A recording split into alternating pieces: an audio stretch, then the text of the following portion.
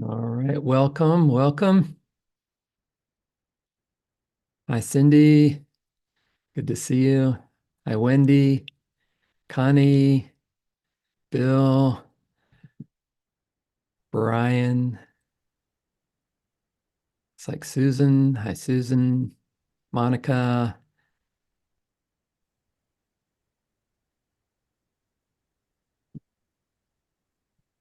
Here it comes. Hello. Hi, Bill. Oh, I like your looks like you're a monk today, Bill.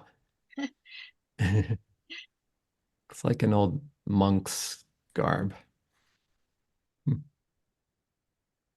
right, so we'll give people another minute or two to join. Welcome, Becca, and I assume Byron is there too. There they are. There's a happy couple. Good to see you. And Pupster. All right, everybody. Well, thanks for joining us. Tonight, Stephen is in Dubai amidst torrential flooding, so we'll send prayers for safety and well-being to him. He flies home tomorrow night, hopefully.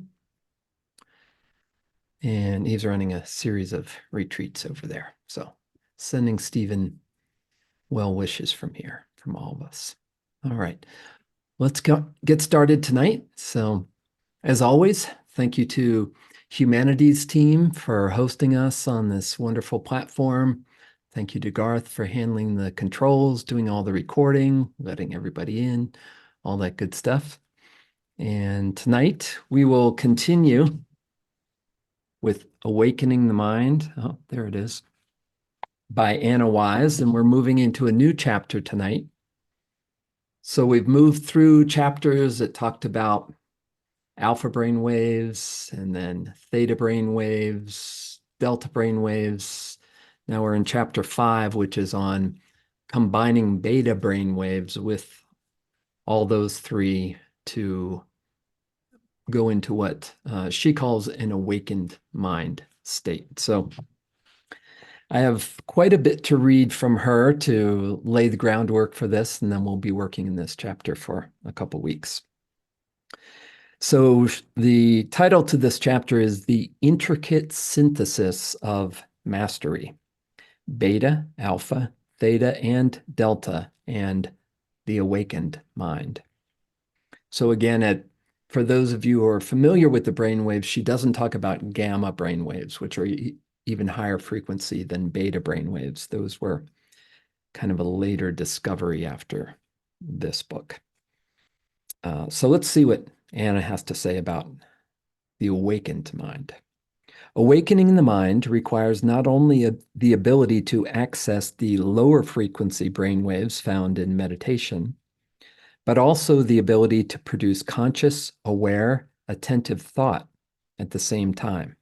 So when she uses the word meditation very specifically, when she tends to talk about the lower frequency brain waves. Whereas I think Stephen and I tend to view the whole range of practices as meditative practices involving all the different brain waves. But that's how she phrases things.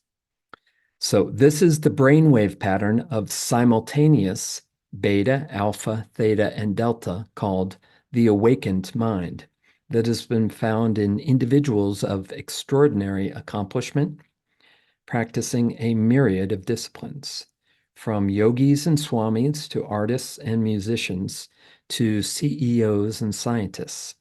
We have identified this state of creativity, insight, and all forms of high performance and mastery. So this chapter will show you the next and final step in the step-by-step training program for teaching yourself to access this state. So this state of the awakened mind.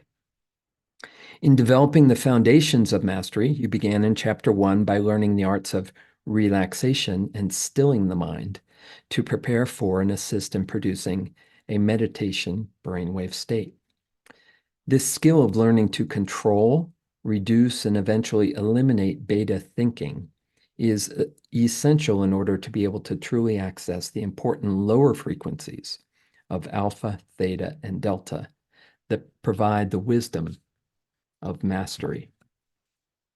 Then you developed the sensualization skills and imagery ability of alpha to open the bridge to the subconscious and give the information that resides in theta a cloak of images to carry it up to your conscious mind. Next, learning to actually meditate gave you entree to the awareness inherent within these lower frequencies. There you contacted the subconscious, the storehouse of creativity, the place of spiritual connection, and the opening to the intuition, insight, and inner perceptions of theta. And finally, you explored the unconscious, that intuitive radar that can also give you access to the universal and the collective and even healing energy. To attain mastery, you now need to add the ability to think in beta to the meditation brainwaves of alpha, theta, and delta. This will allow you to have tangible expression of your awakening in the outside world. Okay, further down on page 123. When we remove the beta content by quieting our thoughts, we create a clear and empty field for the content of the alpha and theta waves to arise in. This content may include sensory images, daydreams, repressed memories and emotions, simple awareness of whatever is, or inspirational or spiritual insights. When we add useful and appropriate beta brainwaves back into the alpha theta meditation pattern, creating an awakened mind brainwave pattern, we have fertile ground for such content as creativity, problem solving, and self-healing. The awakened mind brainwave pattern or state, with this kind of valuable, beneficial, and constructive content, gives us what I call a high performance mind. The essential requirement of the awakened mind brainwave pattern is that it has an open channel for a free flow of information between the unconscious, subconscious, and the conscious mind. So, as we know from previous weeks, she identifies the delta brainwaves with the unconscious mind, theta with the subconscious, and then alpha is a bridge to the conscious mind, and beta, which is our thinking or conceptual understanding. Okay. So the deepest hidden unconscious awareness may be made manifest, learned from, and acted upon in conscious ways. And conscious real-life problems or questions may be solved in or helped by the deeper unconscious and subconscious mind. This is awakening. This is mastery. The basic principle on page 125, the basic principle at play here is to first access the content in theta, make it visible, tangible, and rememberable in alpha, and then add the thought of beta to consciously work with the subconscious material, understand it, and even heal or transform it if appropriate. So the basic idea here is that we're tapping into the various levels of our consciousness and opening pathways that they can communicate with each other, and deeper subconscious material can be brought up into conscious awareness and worked with it consciously. All right. So in the meditation we're going to do tonight, we're going to redo the House of Doors meditation, but this time we're going to add a specific question or challenge that we want to gain specific information about. And then while we're in each of the rooms, we're going to have more of a conscious dialogue with the content that arises in there. So we're going to bring more of our conscious conceptual mind into the house of doors so that it becomes more readily useful for solving a real world challenge, a real world situation. Okay. So the practice is called House of Doors 2. And the script for this is on page 128 if you want to go back over it later or redo it for yourself. And as we get into this, what I want you to do is bring to mind some current specific challenge that you're working with. It could be anything at all, anything that you want to find a creative solution to, something that you want to bring insight from the subconscious up into the conscious mind and interact with it and work with it so you can have a creative solution.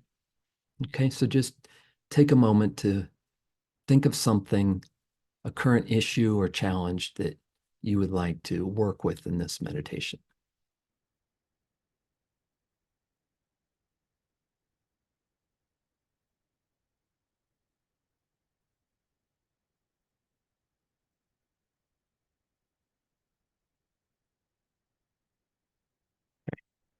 And that doesn't mean that you can't change it as we go, but by having an idea going in, you're kind of planting a seed in your subconscious for your subconscious to interact with and gather content around for you to access in your conscious mind.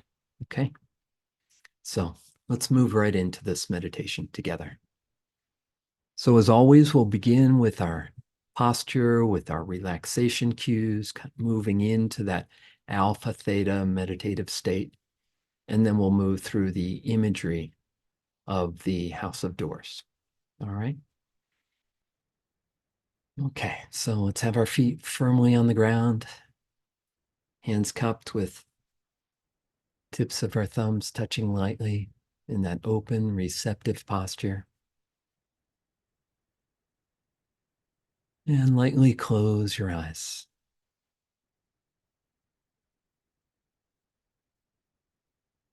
And just take a moment to settle in your seat.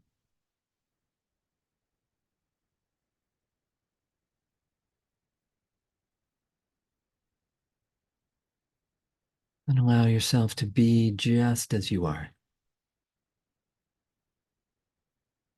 So allowing any thoughts, any emotions, any sensations from the day to settle.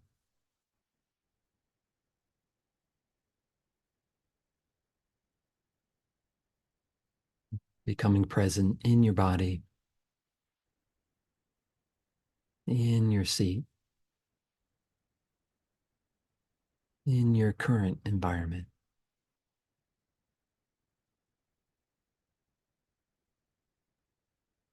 And take a deep breath in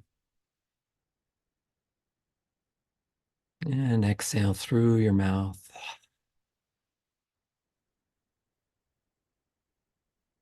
Letting go of the day.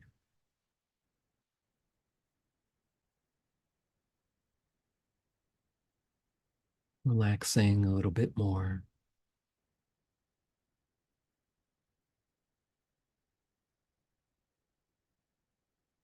Now call to mind your intention for this practice. What challenge or issue would you like to work with in this practice?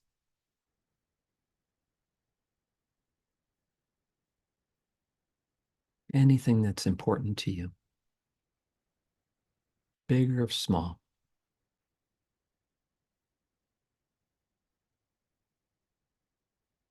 Something you have interest in knowing or solving, gaining insight into.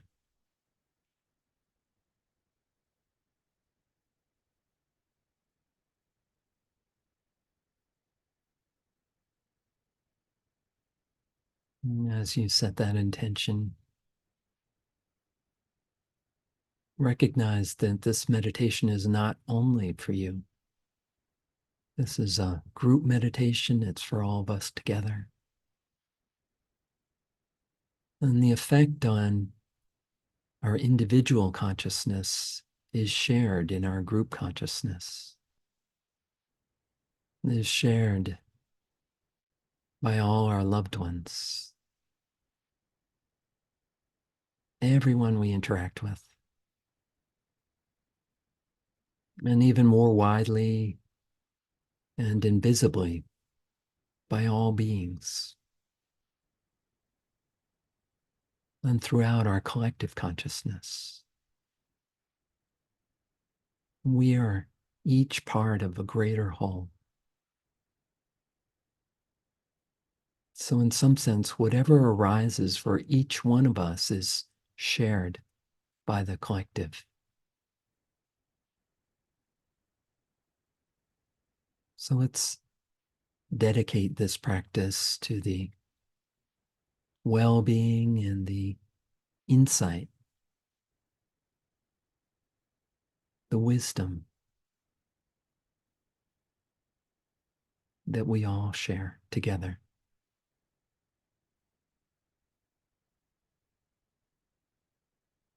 Our collective knowing.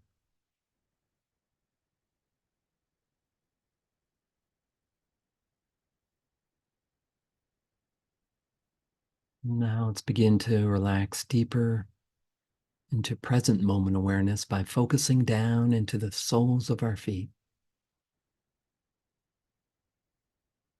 Awaken sensory awareness in the soles of your feet. And really feel this sensation of contact with the ground underneath you.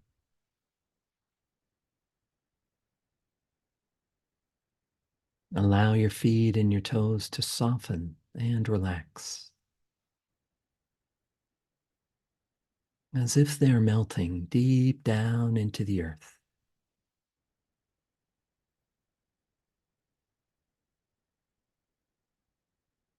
Feel the grounded presence and solid support of the earth underneath you.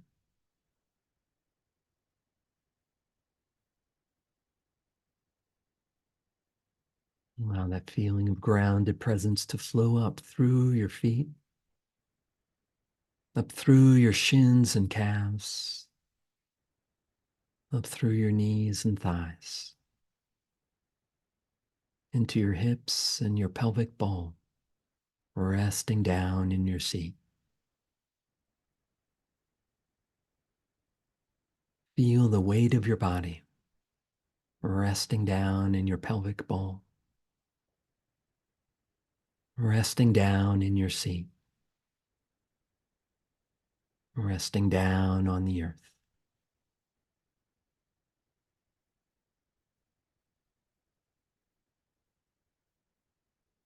Focus into your palms and fingers resting cupped in your lap. Awaken sensory awareness here in your hands.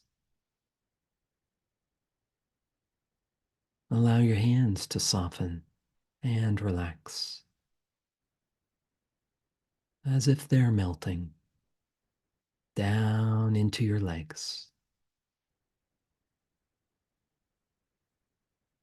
Feel the soft openness in your hands, connected to the soft openness in your heart.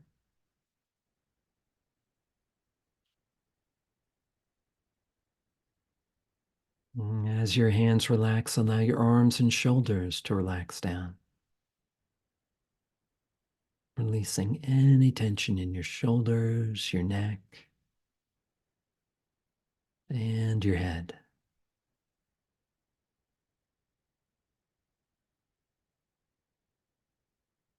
Imagine and feel as if a string is attached to the top of your head, drawing your spine gently upright, like a string of luminous pearls. Feel your spine gently stretched from your perineum and tailbone, right up through the top of your head.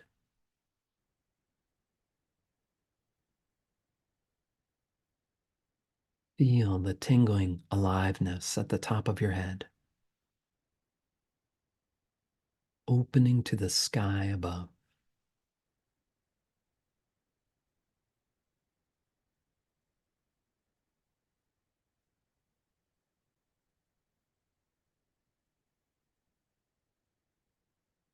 Feel the clarity of the open blue sky.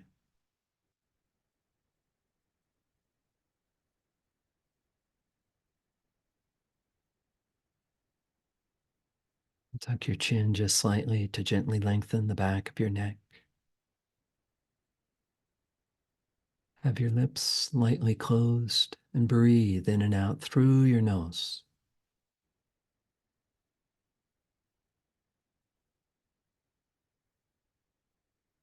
Rest your tongue upon the roof of your mouth with the tip of your tongue touching the gum line behind your upper front teeth. Soften and relax your tongue here. Softening your tongue is a powerful cue for your vagus nerve,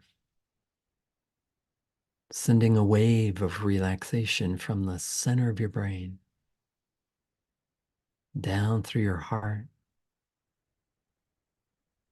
your abdomen, and out through your whole body. As you feel this wave of relaxation, smile,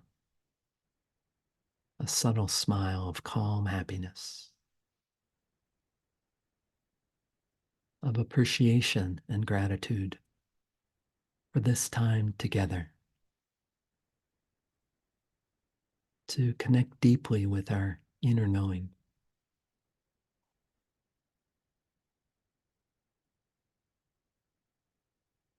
Form a clear bridge of communication from the unconscious to the subconscious to our conscious minds.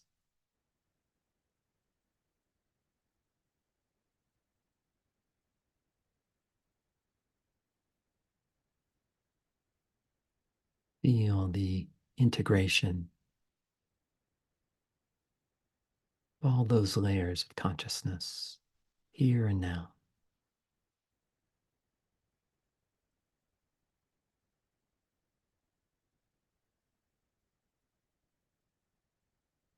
That subtle smile to shine through your eyes. Release any tension from your eyebrows and your forehead.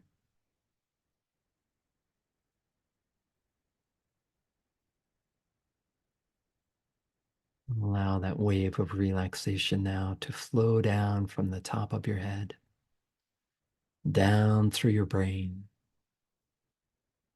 over your face, down the back of your head, the back of your neck,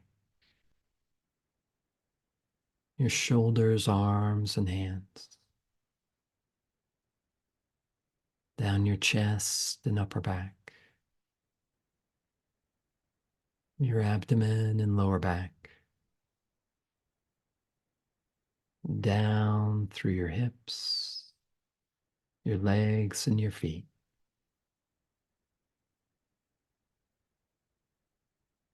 Feel your body as a whole from the inside. Feel the entire space inside and including your skin.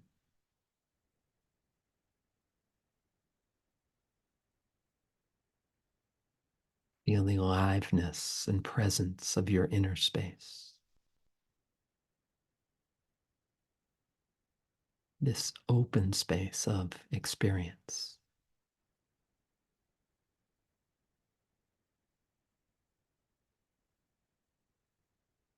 Feel the soft openness of your whole inner space.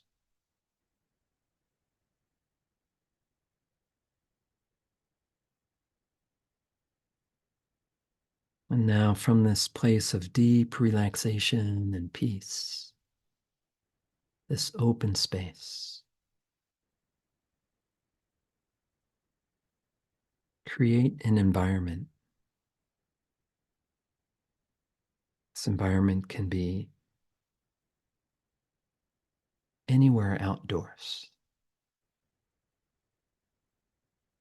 somewhere pleasant for you, somewhere in nature you love to be.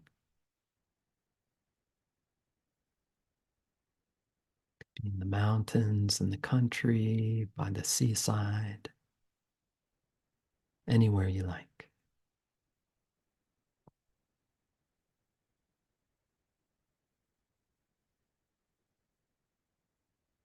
And walk around in this environment, taking it in with all your senses. What do you see?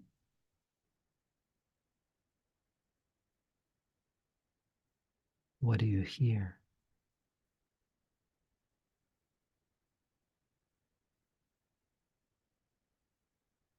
Is there any scent or fragrance in the air?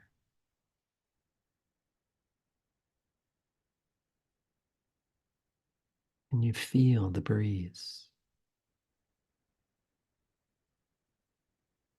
And breathe in the fresh, clean air of this pristine natural environment.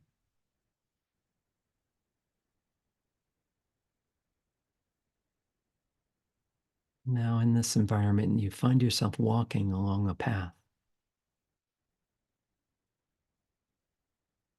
Feel each footstep as you walk along this path. Feel the ground underneath you. And this path is leading to a house. And you begin to see this house up ahead. House can be any style of house.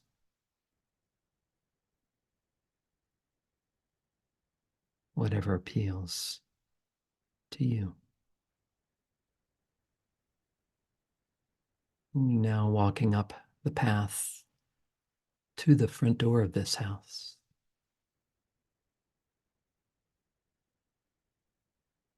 And you open the front door. And you pass through the threshold and through the entrance hallway. And you find yourself in a room covered with mirrors. Mirrors all around you. Just notice your reflection in these mirrors. How do you see yourself in these mirrors? What stands out to you?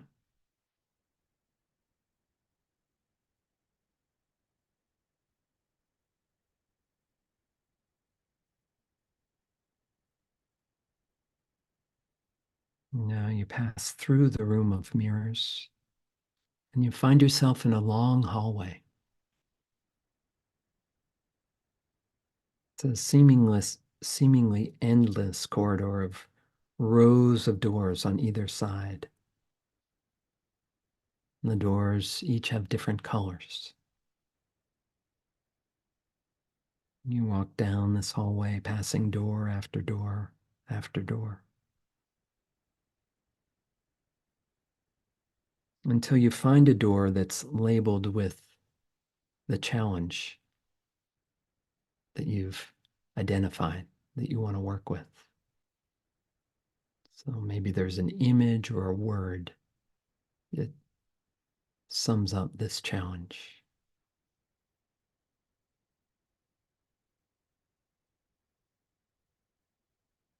Notice whether this door that has your image or word, your specific challenge, is on the left or the right.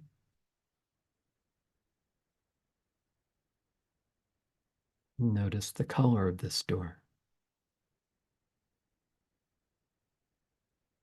And when you're ready, open this door and go into the room that's behind it.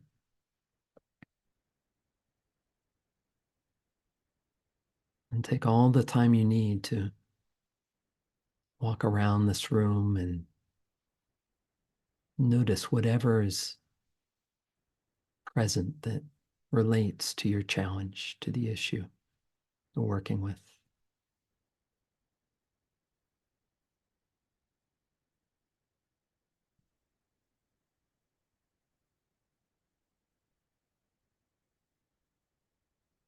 Allow yourself to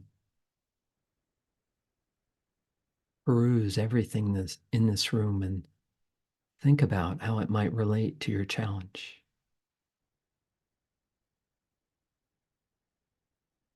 Just see what naturally arises.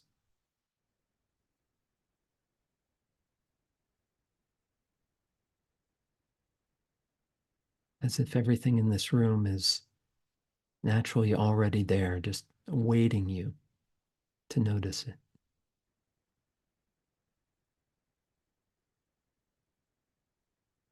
And there might be people or objects in this room, and you can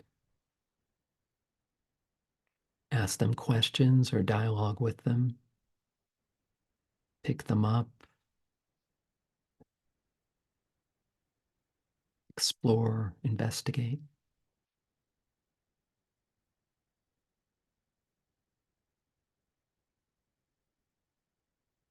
Just see what comes up in relation to your challenge.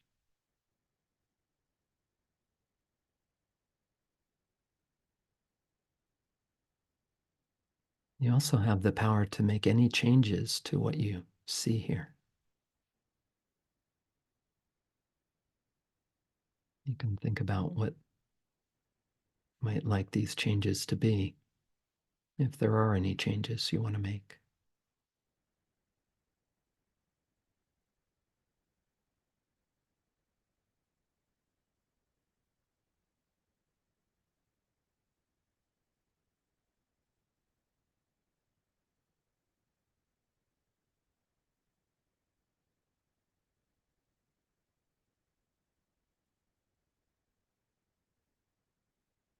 In a few moments, you're going to leave this room. So allow yourself to take time now to complete anything that you're doing here.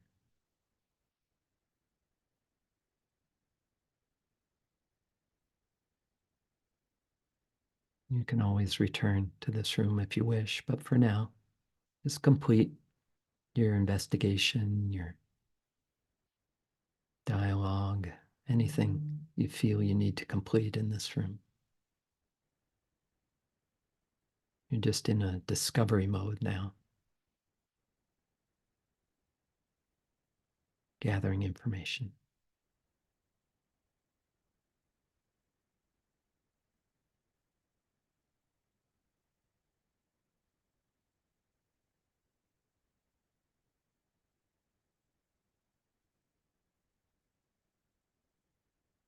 And now, when you're ready, you can exit out of this room and close the door behind you, but don't lock it, so you can return if you wish.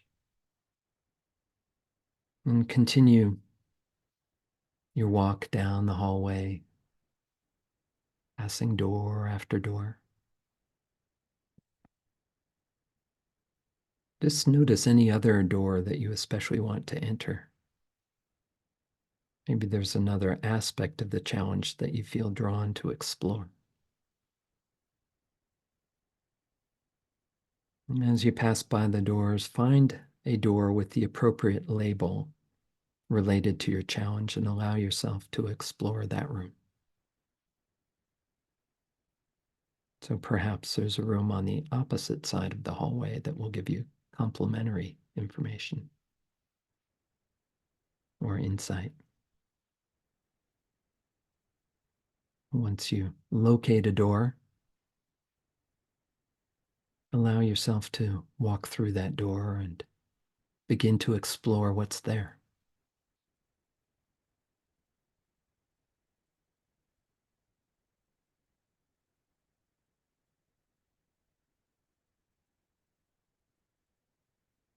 It's as if this information, the objects, or whatever is in this room, has just been waiting for you to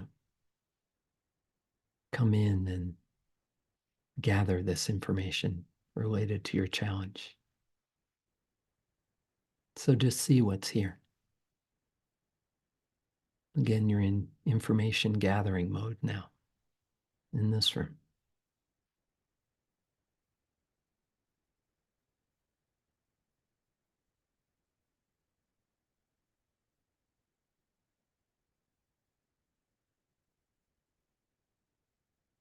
You might gather information from objects. There might be words or a sign or somebody here that has a message.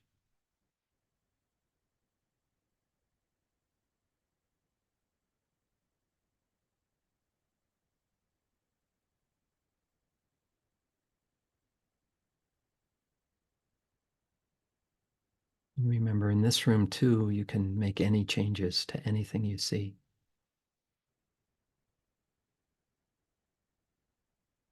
That helps things fall into place and make sense.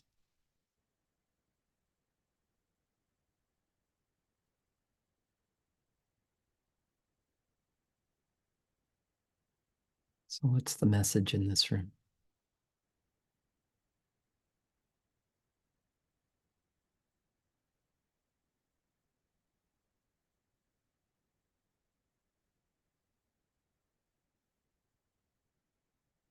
Now, when you're ready, begin to complete what you're doing in this room.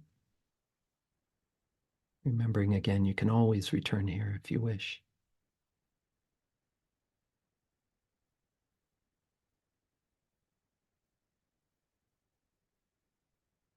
And now leave this room behind.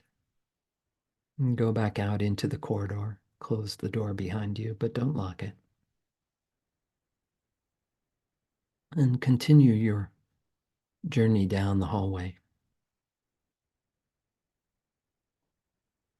And as you continue walking, you look straight ahead, and way in the distance, way down the corridor in front of you, you begin to see the end of the hallway. And as you get closer to the end of the hallway, there's a door marked solution. And you're eager to see what's behind this door. So you walk quickly down the corridor until you get to this door labeled solution.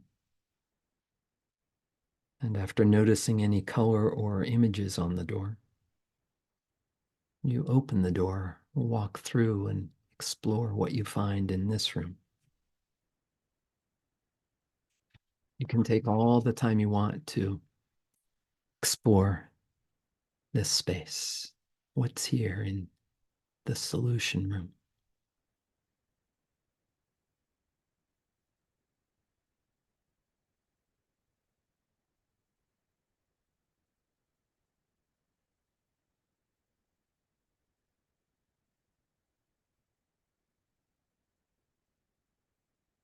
When you're ready, allow yourself to sit down in this space,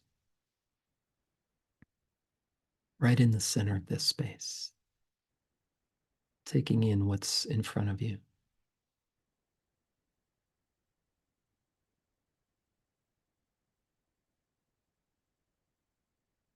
The solution's right in front of you. It's right here, right now.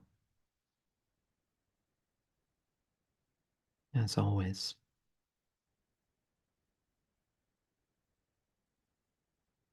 So what's here, right now in front of you in this room, in this solution room?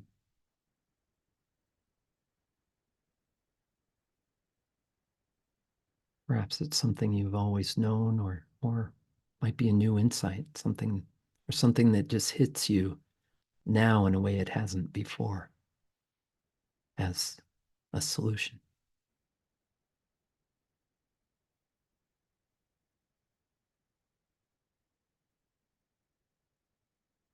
Might be words or an image.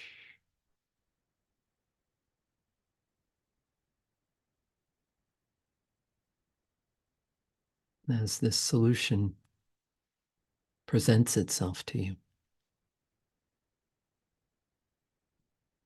contemplate what this might mean in your life, how you might apply this in your life. What does that really mean to you if you put it into action?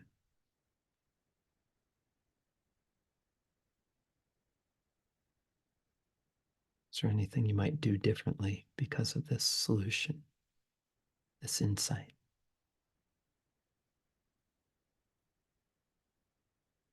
Anything practical in the real world?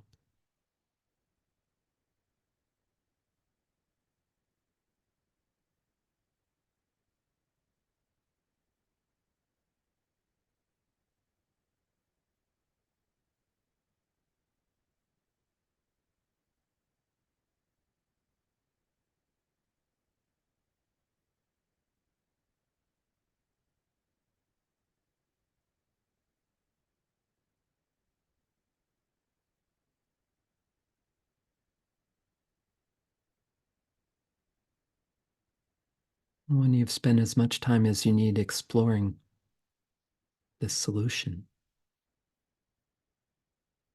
allow yourself to come to completion for now in this room as you prepare to leave this space.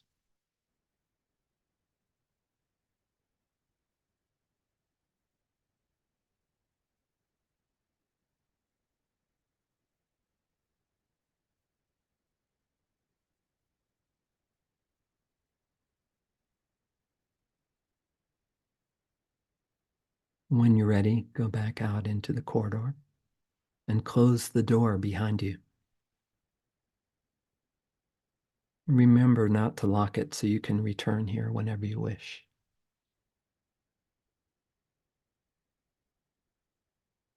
And this time, retrace your steps back down the hallway the way you came, back past any other doors that you entered, making note of what you discovered in each of these rooms on either side of the hallway.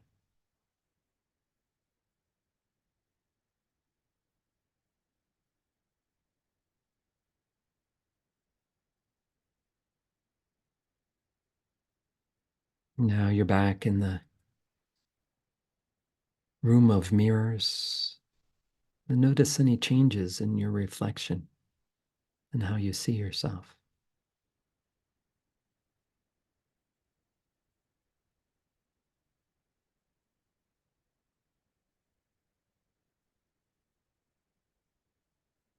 Notice any inner transformation and how this is reflected in your self-image.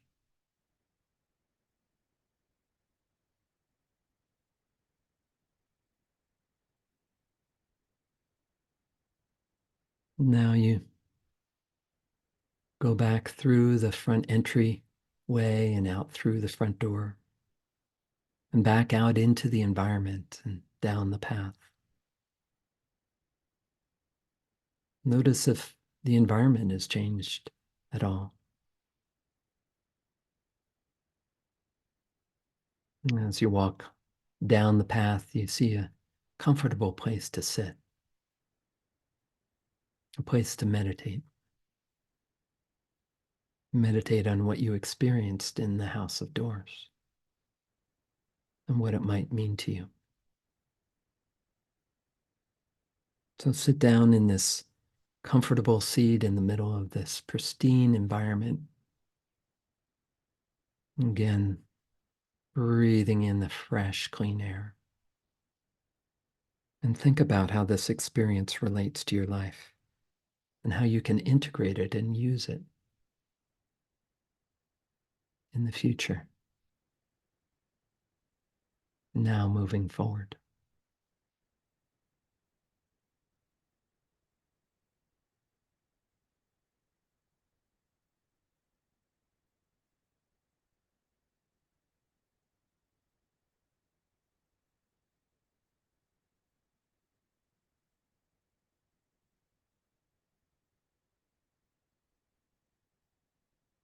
And when you're ready, find a few keys to bring back with you to remind you of where you've been, what you've experienced, what you've learned.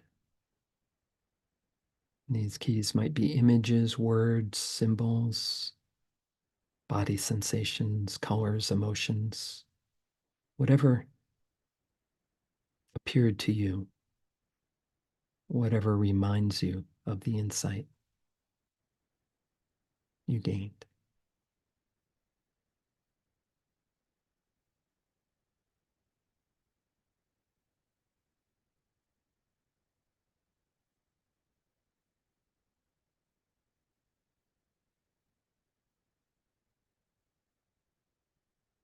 What can you take with you from this experience? Remember and use as guidance in your life.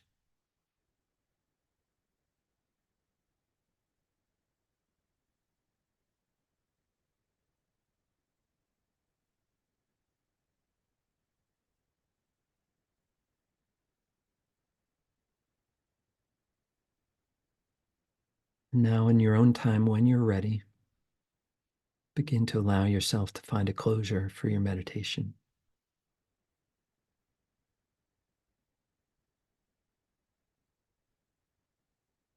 So feel your body as a whole from the inside. Once again, feel the entire space inside and including your skin.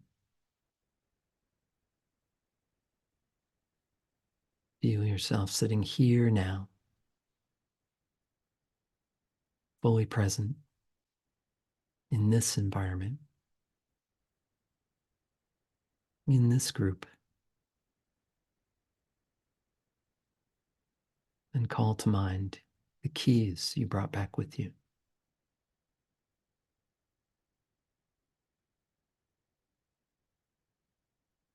And record them deeply in your body, heart, and mind. So you bring them with you.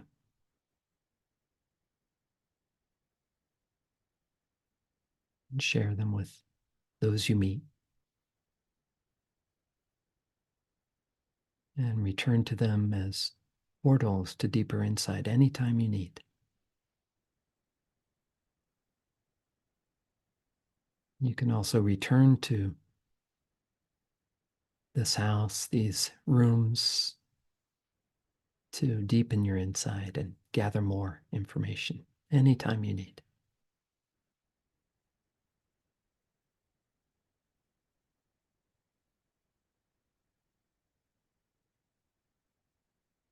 Now, very slowly begin to open your eyes. Feel the space all around you. And call to mind your keys with your eyes open. And if you want to make any notes on your experience, go ahead and do that.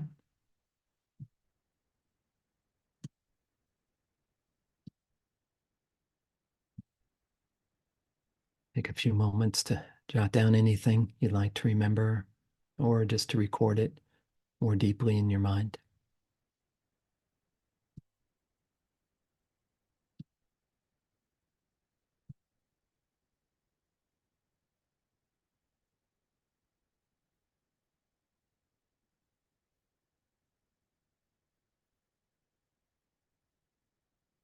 And then if anyone would like to share either in the chat or out loud,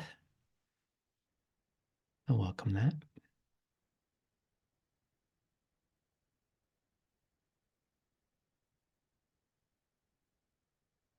Monica.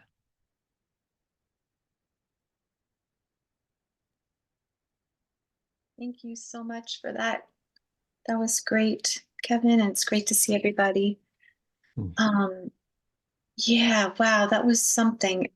I didn't feel like it was a challenge, but I put the word love out to feel that more because just in the last, like, I guess 4 months, as a lot of you know, we've been we're moving to LA and buying and selling houses and working and just everything. And I felt like it's been exciting and also probably one of the most stressful times I can remember. So it's taken just like all of me to do all this, and Kev too, but I'll speak for myself. And today was like the first day in probably 4 months that I felt like we both kind of let down a little bit. I don't know why, but we did. And it was almost like I remembered, like there were so many decisions to make and all these feelings coming up. And it's like, wow, to deal with it well just took like every ounce of energy that I had. And every tool that I've ever learned, I've had to use. And then today I just kind of felt this love like starting that's tonight, like kind of what I felt more used to than, you know.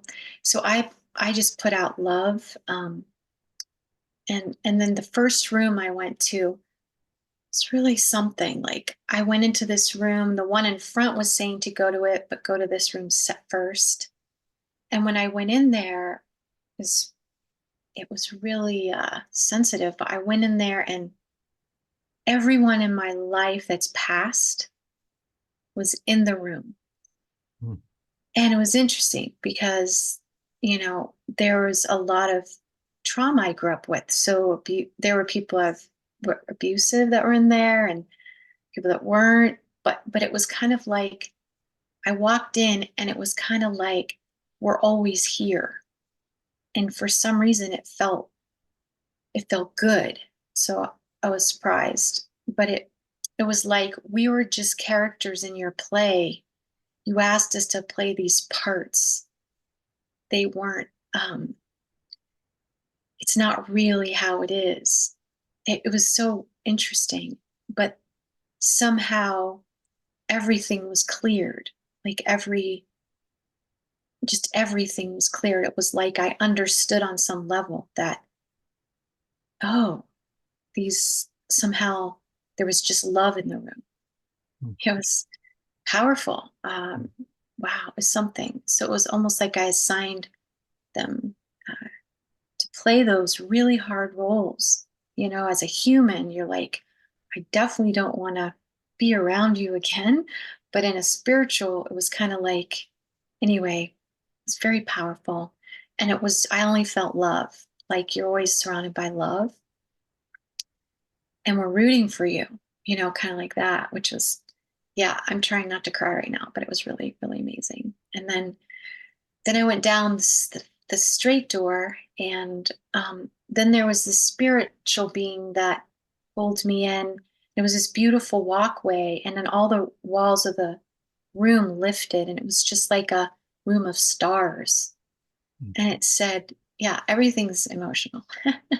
It's trying not to cry. And then it just said, don't be afraid to dance in the unknown. Like you're going into a whole new world, and don't be afraid, it's safe. And all the stars started flickering, and it was like, you're good, everything's okay, don't be afraid. And then the last one was just like the only thing that keeps us from feeling love, even when it's high stress times or moments, is just how we're looking at it. And it takes practice, especially through probably like 12 out of 10 and stress, and all this. But I thought that was profound. It was really something. My key was a chipmunk. It was like a chipmunk that like was Kevin and I went to Glastonbury and studied Reiki, and I went to the lawn there because they were so green and beautiful. So I sat there, and then a chipmunk just jumped up on my shoulder and it said, "I'm your key." And I was like, oh. So that was powerful. Thank you for listening. Mm. Got that out. Oh, thank you, Monica. That was powerful. I think we all Thank you. learned from that. Thank you. Hmm.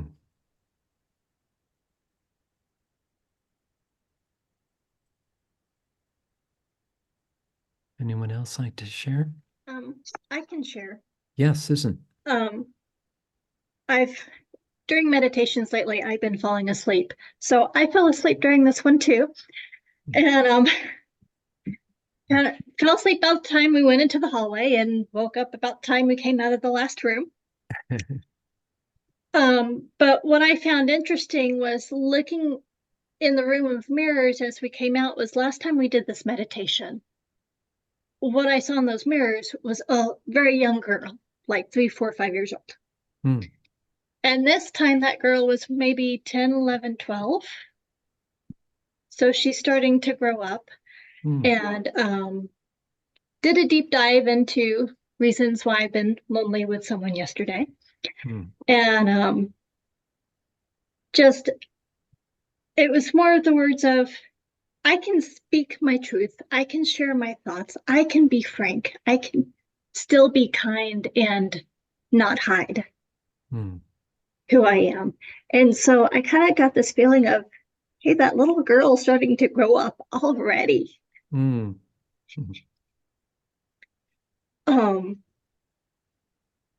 then walking back outside, instead of the setting that I normally think of during the meditations that we've had, I walked outside and it was the yard of the home that was my grandparents that's got very tall pine trees. And so while I didn't have any specific keys, I think the closest thing I had were those pine trees of just looking up at the sky and the shade they provided. But the big thing was the sense that that little girl's starting to grow up and figure out who she is and speak her truth. Oh, beautiful. Beautiful. Thank you, Susan. Yeah, remember those trees and that open sky. Beautiful. It's interesting how, in these, and this relates to the theme of this meditation, is that there's so much going on beneath our conscious awareness. Even if we think that part of us went to sleep, there's other parts of us that are fully engaged in this. And yeah, because normally when I fall asleep, I'm not going to volunteer and share that I fell asleep. Yeah. That's embarrassing to say. I fell asleep. Yeah, but that happens in meditation, and there's something happening underneath that. When we fall asleep, we're going into another layer of consciousness.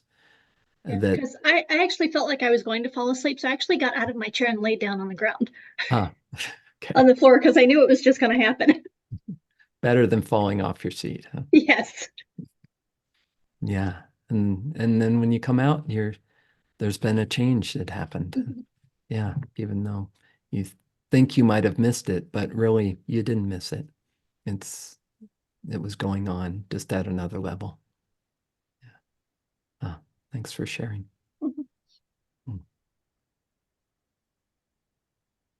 Connie with her hand up so politely. It's me, the rule follower. Okay. So, Kevin, I'll just tell you real briefly kind of what I experienced, because it wasn't, I don't know, it wasn't that big a deal, but then I have a question. My little challenge was just, I go through these periods where I don't feel as motivated as I would like to with my work. And it's like I have to kind of push myself to go in the office and actually do the stuff when, because I would rather be sitting on my deck all day with a book and a cup of tea. So it was about getting past that. And really, I mean, the solution that came up was really just stop struggling, just be more easeful about it, which is sort of, I think I probably need to do a little more work on that, but it's a start and I get it. So yeah, just be more easeful about it, let the stuff flow. But I've been listening to, your readings of the book, but I haven't been reading the book myself because I'm reading some other stuff right now. So in this context, I'm curious about what, and hopefully you haven't said this a zillion times in I'm making you repeat. What's the difference between the unconscious and the subconscious as far as accessing those spaces? Yeah. So the subconscious is personal to you. The unconscious is the collective. To just put it really in really simple terms. Yeah, it's kind of like the collective consciousness, or is called the unconscious. And then what's particular to your psyche is the subconscious. Yeah. So Because when when you was talking about in what you were reading, bringing forth the subconscious and being able to work with that, I was thinking, there are probably a lot of people who, like even like Monica, who have some unpleasant stuff in their subconscious and don't really, want to bring it up and work with it. I mean, what if you just are like, no, I'd rather just leave it down there because it doesn't, it's not painful if it's down there. Yeah, well, the Carl Jung quote will answer that for you. Until you make the unconscious conscious, it will rule your life and you will call it fate. Yeah, I don't know why I didn't know you were going to throw that quote out there. It sums it up. And I'm like, okay, yeah. Yeah. Do you want to be ruled by it and continue to push it down, or do you want to allow it up and hold it in compassion and self-kindness and mindfulness, and allow it to speak Really? to you, allow it to give you in, because it holds all the struggles you have. The healing of those is held there. Yeah. So, And I guess it's got to release before it can. Yeah, you can't do anything with it, can you? If it's still stuffed down there, you've got to let it release to move through. And yeah. I've been seeing you and Monica do that for the last several months with all the moving stuff too. It's been a great example.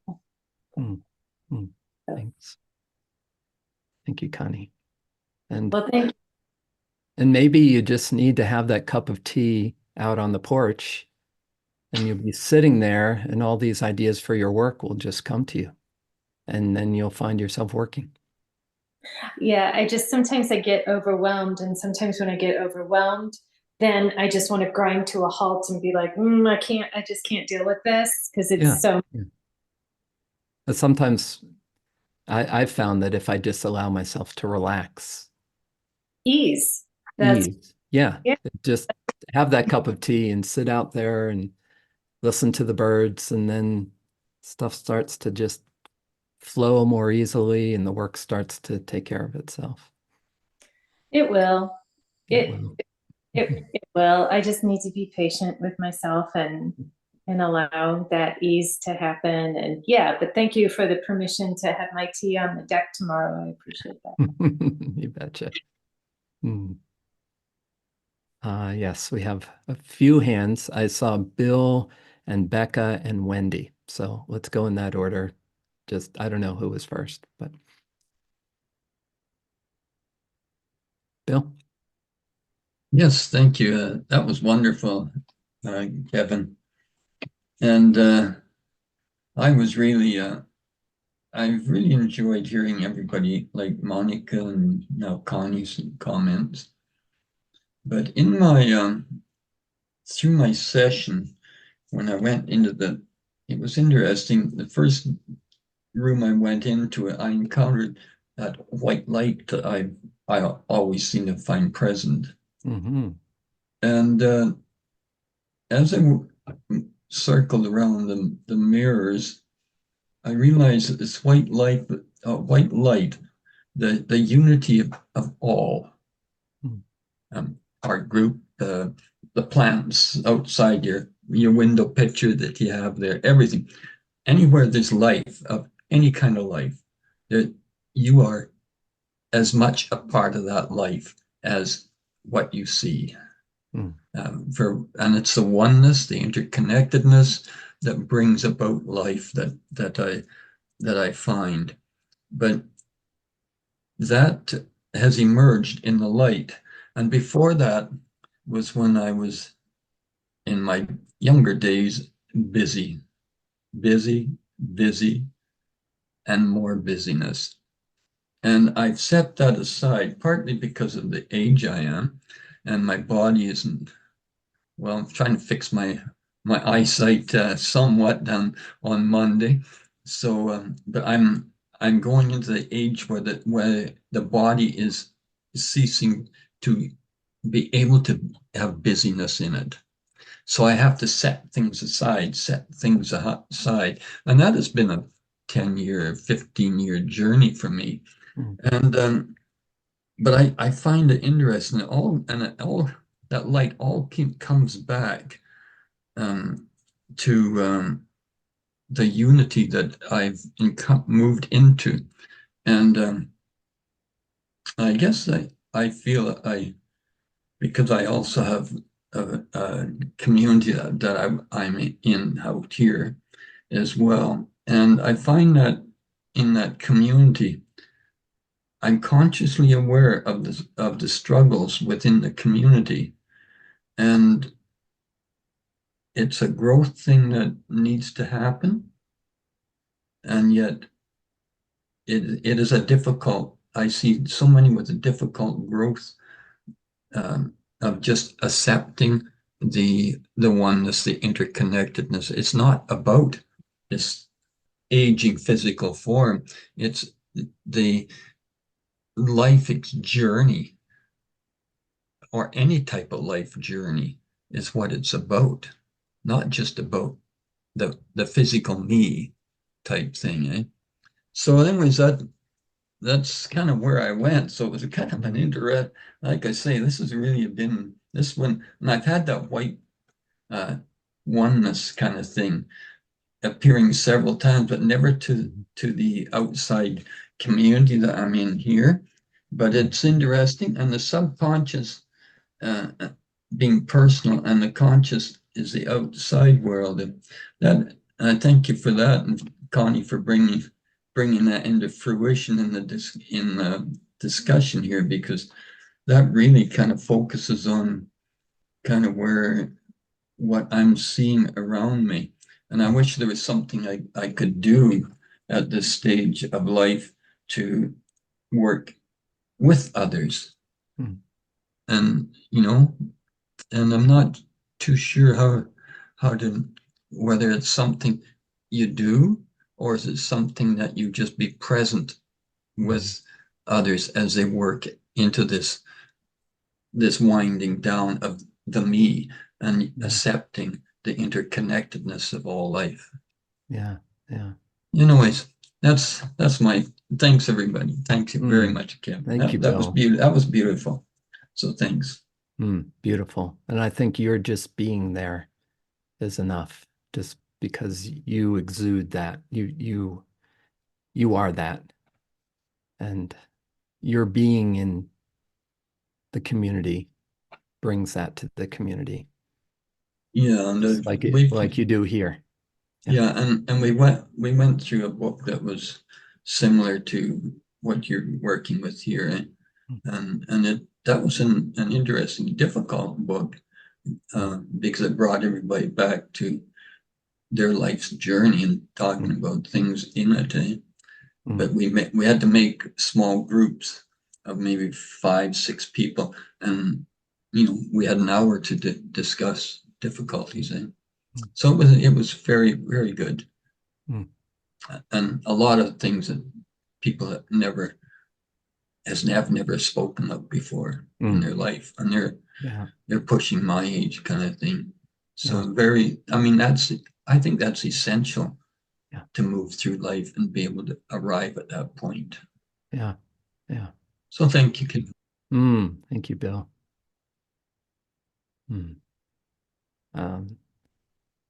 Yeah, Becca, and then Wendy and Monica. Yeah. Still muted.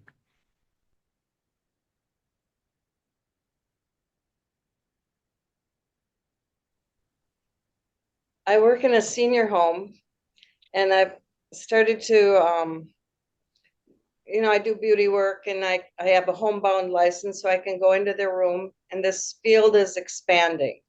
So one of the things that I saw was, as I went into the first room, was everybody. And then it was going down the hallway where I'm starting this little special service of, some families don't get along with their family. They don't set up their life as how it could be. And there's really nobody doing that. So I see what Bill is saying too about, in the end, how creating something new in an environment that can spread to other people, because how these people live in the end in a home that they didn't necessarily want. Many of us have lived in homes that have just been clutter passed on down to you, so how is it your choice? And that's what it was fun for me, because I was the one that got to help choose this room of how they would make it.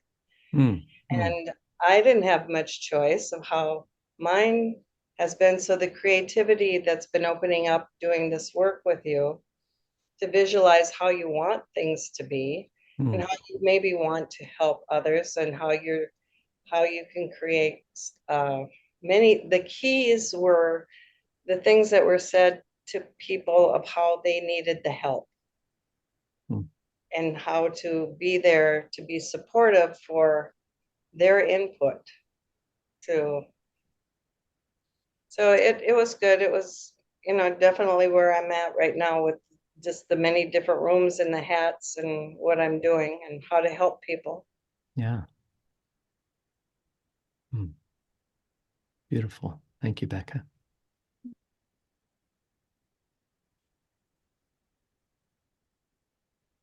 Wendy?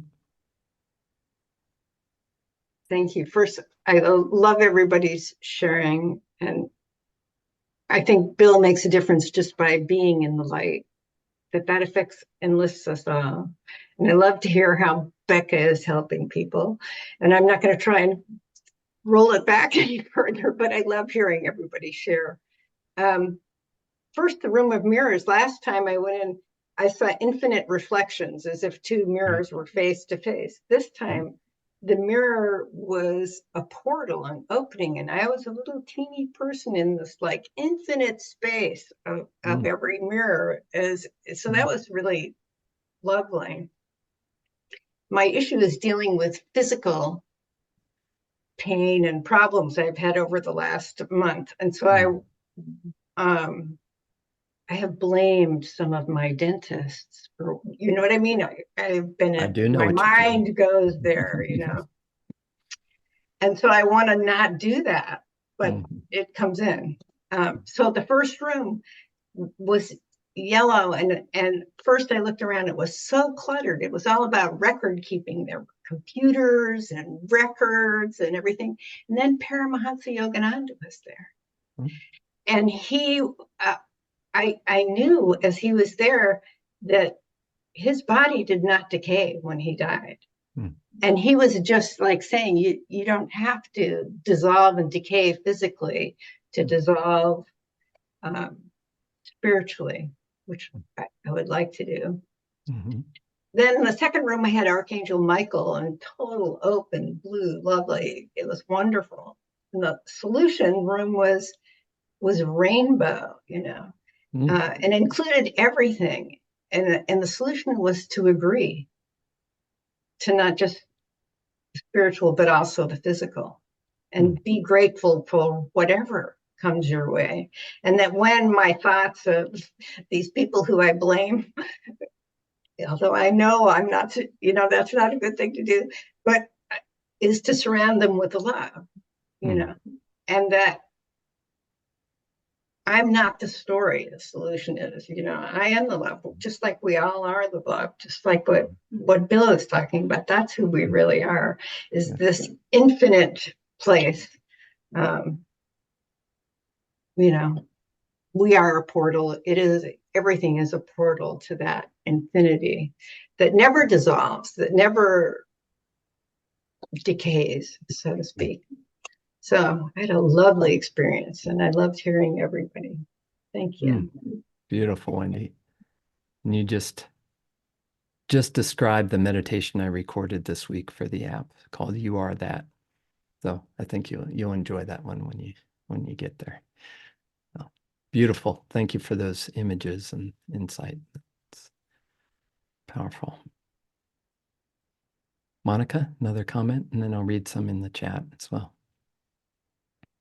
Yeah, I just felt inspired to say, well, just like Wendy said, I just loved everybody's sharing. It was just so valuable and just beautiful. And I just felt so inspired also to just also tell Bill that just him being here and his wisdom, and when he says the light, and it's really healing just to hear him say that. Like my heart opens up and I feel like really paying attention. And it yeah, just you being there just feels like, and here just feels perfect. I don't know. That's what I just wanted to say. Yes. Agreed. And I love your frock today, Bill. Yeah. With the white collar. That's awesome. Let's see. Brian says in the chat, thank you. So beautiful, deep surrender. So much love and so hard to put into words. I felt so much. Thank you, Brian, for sharing that. Thanks, Bill, as well. Thank you so much for sharing many keys for me. Connie thanks you, Bill, as well. And Brian says, when I think of you, Bill, I think of love. I think we're all in agreement on that. And Cindy says, Bill, you look so cozy. You do. Up there in the wild north. Thank you. Liz says, thanks so much to everyone. Not many words today. Thank you, Liz, for being here. All right. Well, I think Garth has been really generous with us staying on for so long. Thank you, everyone, for all your comments and your full participation. And next week, Stephen should be back with us. Thanks again to Humanities team and to Garth, and thanks to all of you. It's always a joy to be with you on these Thursday nights. And have a wonderful week. Love and blessings to all. And we'll see you again. Thank you, everybody. Bye for now. Thank you. Bye and thanks. Take care. Bye, everybody. Bye.